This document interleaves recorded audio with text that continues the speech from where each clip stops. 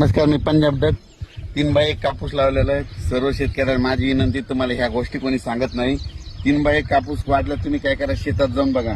शेतात गेल्याच्या नंतर तुम्ही काय करा, पायानं नुसतं तुम्ही काय करा, हे कापसाला असं करा, म्हणजे तण नसताना सुद्धा खुरपून घ्या. तण नसताना जर खुरपिलं ना, तुम्हाला सांगतो हे कापूस काय होतो, हे तुडवल्या जातो. तुडल्यामुळे हे धन उठत आहे, कापसाला नीटी रान लागतं. हे शेतकऱ्याला कोणत्या गोष्टी कोणी सांगत नाही. म्हणून माझी सगळ्याला विनंती आहे, तण नसताना खुरपून घ्या. शेतकरी काय करतात, तण मोठं होण्याची वाट बघतात. तण जर मोठं झालं तर त्याला जे खत दिलेलं आहे तण खाऊन घेतं.